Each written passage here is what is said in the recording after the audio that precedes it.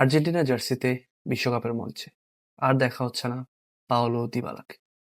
আমরা যারা আর্জেন্টিনার ফ্যান্স আছি তারা কিন্তু মোটামুটি সবসময় একটা ফ্যাসিনেশন কাজ করতো যে পাওলো দিবালা অ্যান্ড লিওনেল মেসিকে যদি আমরা একসাথে খেলতে দেখতে পারতাম তাহলে কেমন হতো। আনফর্চুনেটলি হয়তো পাওলো দিবালা একটা ভুল টাইমে জন্মগ্রহণ করছে অথবা আর্জেন্টিনা ন্যাশনাল টিমে তার ডেবিউ হয়েছে যখন তার ওই পজিশনে already we have the best player in the world, Lionel Andres Messi. হয়তো সেই কারণেই তার কখনোই আসলে ওইভাবে আর্জেন্টাইন সাইডে জায়গাটা হয় নাই। তার উপর তার ইনজুরিজনিত সমস্যা হচ্ছিল। বাট এবারের ব্যাপারটা একটু অন্যরকম বিকজ এবার কিন্তু পাওলো দিবালা ইনজুরিতে নাই। এই মুহূর্তে রোমাতে খেলছে অ্যান্ড তিনি কিন্তু ইনজুর্ড না। স্টিল লিওনেল স্কালোনি তার যে ৫৫ দলের প্রাথমিক স্কোয়াডটা ঘোষণা করেছেন ২০২৬ বিশ্বকাপের জন্য, সেই স্কোয়াড থেকে কিন্তু পাওলো দিবালাকে বাদ রেখেছেন। সো এটা হয়তো আমরা আর্জেন্টাইন ফ্যান হিসেবে একটু দুঃখজনক লাগতে পারে যে লাস্ট ওয়ার্ল্ড কাপেও কিন্তু দিবালা ছিল, এই স্কোয়াডের সাথে ছিল, হয়তোবা তার ভূমিকাটা খুবই সীমিত ছিল। Still he was a part of this Argentine football team. But এবার দিবালাকে আমরা পাচ্ছি না। তার বয়স অলরেডি ৩২ বছরের মতো। সো নেক্সট ওয়ার্ল্ড কাপ আস্তে আস্তে তার বয়স যেহেতু ৩৬ হয়ে যাবে, হয়তোবা টপ ফ্লাইটের ফুটবল সে আরো ১ থেকে ২টা সিজন খেলতে পারবে। রোমাতেও আরেকটা সিজন এক্সটেন্ড করছে তার কন্ট্রাক্টটা। সো সেই হিসাবে আসলে বলাই যায় যে হয়তোবা আর্জেন্টাইন ন্যাশনাল টিমের জার্সিতে বিশ্বকাপের মঞ্চে আমরা দিবেলাকে আর কখনো দেখবো না। লাস্ট ওয়ার্ল্ড কাপ থেকে যদি এই ওয়ার্ল্ড কাপের একটা প্রাথমিক স্কোয়াডে যদি আমি কম্পারিজন করি তাহলে আমি দুইজন মানুষকে খুব বেশি মিস করবো। First of all Angel Di Maria. Obviously Angel Di Maria is like the lucky charm for Argentina. ২০১৪ বিশ্বকাপে আমাদের মানে মনের মধ্যে একটা আফসোস রয়ে গিয়েছিল যে হয়তো যদি আনহেল ডি মারিয়া ওই ফাইনালটা খেলতো হয়তোবা হয়তোবা আর্জেন্টিনার ভাগ্যটা অন্যরকম হতে পারতো। আমরা হয়তোবা ফাইনালটা জিতে যেতে পারতাম। ২০১৪ সালে হয়তো মেসি ফুটবলটা কমপ্লিট করে ফেলতো। বাট আনফরচুনেটলি সেটা হয় নাই। ২০২২ বিশ্বকাপে তিনি আমাদের সাথে ছিলেন, গোল করছেন অ্যান্ড আমরা বিশ্বকাপের ট্রফিটা আসলে উঁচিয়ে ধরতে সফল হই। বাট এবার আসলে আনহেল ডি মারিয়াকে আমরা পাচ্ছি না, প্লাস দিবালাকেও আমরা পাচ্ছি না। সো যেহেতু ৫৫ দলের একটা প্রাথমিক স্কোয়াড অলরেডি স্কালোনি ঘোষণা করে দিয়েছেন অ্যান্ড ২-৩ দিনের মধ্যে হয়তোবা ২৬ জনের অথবা ২৫-২৬ জনের ফাইনাল যে স্কোয়াডটা থাকবে সেটাও ঘোষণা করে দিবেন। তো আজকের ভিডিওতে আমি আসলে জাস্ট সিম্পলি একটু বলার চেষ্টা করবো অথবা প্রেডিক্ট করার চেষ্টা করবো যে এই ৫৫ জনের মধ্যে কাদেরকে হয়তোবা ২৬ জনের ফাইনাল স্কোয়াডে আমরা দেখতে পারি। প্রথমে যেহেতু দিবালার বাদ পড়া নিয়ে কথা হচ্ছে, তাহলে আমি প্রথমে ফরওয়ার্ড লাইন দিয়ে শুরু করি। দেখেন, ফরওয়ার্ড লাইনে Lionel Messi, Lautaro Martinez, Julian Alvarez এই তিনজন থাকছে, এটা একদম পুরোপুরি কনফার্ম। নতুন মুখ হিসেবে আমরা নিকোলাস পাসকে এবার দেখবো, প্লাস আম ড্যাম শিওর যে স্কালোনি জুলিয়ানো সিমিওনেকে এবার স্কোয়াডে রাখছে। তো না রাখার মধ্যে আসলে আমার একটু অবাক করা ডিসিশন হতে পারে যদি গার্নাচোকে না রাখা হয়। আমি জানি যে Garnacho was a good prospect in terms of what he showed in Manchester United, but তার ফর্ম কিন্তু পড়ে গেছে। তো আমার মনে হয় না যে স্কালোনি তার উপর ভরসা রাখবে অ্যান্ড গার্নাচোকে মনে হচ্ছে না যে ফাইনাল স্কোয়াডে আমরা দেখতে পারবো। তাছাড়া আমি যদি ক্লাউডিও এচিভেরির কথা বলি, যাকেও অনেক ভালো একটা ইয়াংস্টার হিসেবে ধরা হতো, বাট ক্যারিয়ারটা আসলে ওইদিকে আমরা যেদিকে যাবে ভেবেছিলাম ওইদিকে আসলে যায় নাই। তো আমার মনে হয় যে এচিভেরিকেও আসলে স্কালোনি তার ফাইনাল স্কোয়াডে রাখবে না। তারপরে যদি আমি প্রেস্তিয়ানির কথা বলি, প্রেস্তিয়ানির সাথে যেই ইস্যুটা হয়েছিল বেনফিকা এন্ড রিয়াল মাদ্রিদের ম্যাচে, তারপরে এটাও আমার মনে হচ্ছে যে প্রেস্তিয়ানিও স্কালোনির ফাইনাল স্কোয়াডে থাকছে না।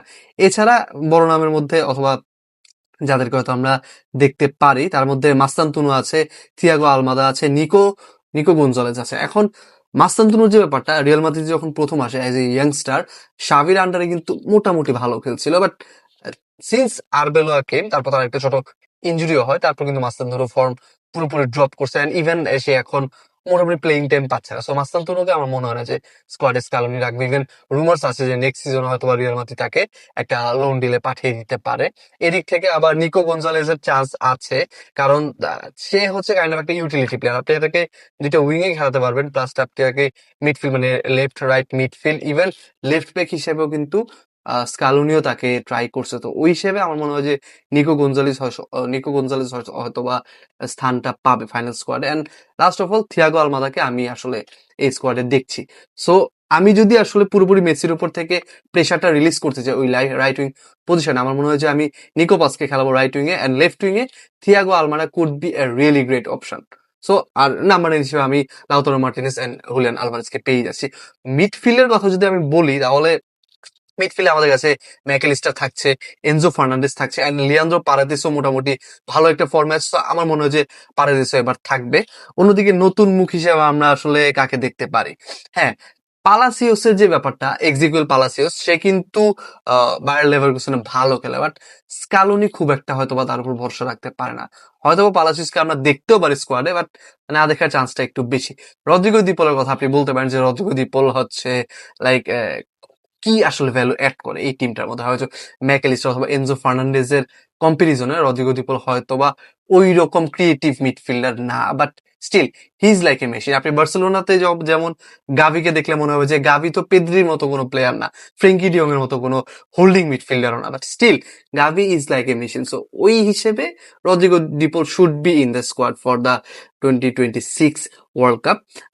আবার আপনি জিওভানি লো সেলসোর কথা বলতে পারেন। লো সেলসো কিন্তু স্কালোনি খুব পছন্দের একজন প্লেয়ার। সো আপনি, হ্যাঁ, লো সেলসোর ইনজুরি জনিত কিছু সমস্যা আছে, but still I'm seeing Lo Celso in the squad. আর এছাড়া ভ্যালেন্তিন বার্কো স্ট্রাসবোর্গে খেলছে। ভ্যালেন্তিন বার্কোকেও একটা চান্স দিলেও দিতে পারে ফাইনাল স্কোয়াডে। তাছাড়া তেমন কোনো আসলে ওই রকম নাম নেই যাকে হয়তো আমরা দেখতে পারি। হ্যাঁ, নিকোলাস ডমিনিগেস নটিংহ্যাম ফরেস্টে খেলছে এই মুহূর্তে, তাকে একটা চান্স দিলেও দিতে পারে Lionel Scaloni.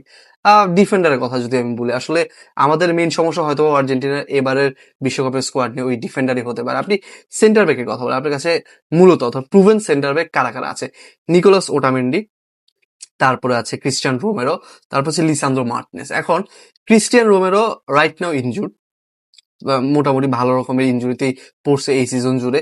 Lisandro Martinez injury রয়ে গেছে এই সিজন জুড়ে। তো আপনি যদি লিসান্দ্রো মার্টিনেজ ইনজুর্ড হয়ে যায়, আপনি ওটামেন্ডিকে হয়তো বা ট্রাই করাবেন এই পজিশনে, বাট ওটামেন্ডি হ্যাজ মানে আসলে অনেকটাই বয়স হয়ে গেছে ওটামেন্ডি। আপনি ওইভাবে ওটামেন্ডির উপর সিঙ্গেল হ্যান্ডেডলি আসলে রিলাই করতে পারবেন না। But to be honest, Argentina কিন্তু স্কালোনির আন্ডারে এই সমস্যাটা এখনো সলভ করতে পারে না, সেন্টার ব্যাকের যে সমস্যাটা। এখন ফাইনাল যে স্কোয়াডটা আসবে ওইখানে আপনি সেন্টার ব্যাক হিসেবে আসলে এছাড়া ব্যাকআপ হিসেবে কাকে দেখতে পারেন? মার্কাস সেনেসি একটা অপশন হতে পারে, তাছাড়া লিয়ান্দ্রো বালের্দি একটা অপশন হতে পারে, এছাড়া ফাকুন্দো মেদিনা একটা অপশন হতে পারে। তো মোটামুটি আমার কাছে তিনটা অপশন আছে, মেদিনা, তারপরে বালের্দি, আরেকটা হচ্ছে মার্কাস সেনেসি। তো এই তিনজনকে হয়তো আমরা সেন্টার ব্যাক হিসেবে দেখলেও দেখতে পারি। এছাড়া বাকি যারা আছে তাদের মধ্যে আমার মনে হয় না যে অন্য কেউ আসলে এই লাস্ট ফাইনাল যে স্কোয়াডটা এটাতে চান্স পেতে পারে। এছাড়া ফুল ব্যাকের যে সমস্যাটা এটা সবচেয়ে বেশি, আকুইনা, তাগলিয়াফিকো, মন্টিয়েল, মলিনাকে দিয়ে আসলে রিলাই করাটা একটু টাফ হয়ে যায়। যদিও আর্জেন্টিনার ন্যাশনাল টিমে তারা কিন্তু নিজেদেরকে অলরেডি প্রুভ করছে, বাট স্টিল ওই দিকটাতে আমাদের একটু দুর্বলতা রয়েছে। তো বাকি দেখা যাক আসলে আহ কাকে এই পজিশনগুলোতে আসলে স্কালোনি কোনো নতুন কাউকে চান্স দিবে নাকি তাদেরকে রেখে দিবে। এছাড়া আরেকটা নাম যেটা আসতে পারে সেটা হচ্ছে কেভিন ম্যাকেলিস্টার, বাট আমার মনে হয় যে কেভিন ম্যাকেলিস্টারকে স্কালোনি হয়তোবা চান্স দিতে পারে এবারে ওয়ার্ল্ড কাপে। অ্যান্ড লাস্ট, গোলকিপার পজিশন, এখানে আসলে তেমন কোনো সন্দেহ আসলে নাই, বিকজ আমাদের কাছে অপশন মূলত আছে তিনজন। Emiliano Martinez, obviously he will be our number one choice. Then হচ্ছে রুলি। রুলি এই মুহূর্তে ভালো খেলছে, মার্সেই যথেষ্ট ভালো একটা সিজন স্পেন্ড করছে। সো আমার মনে হয় রুলিকে সেকেন্ড চয়েস গোলকিপার হিসেবে রাখা হবে।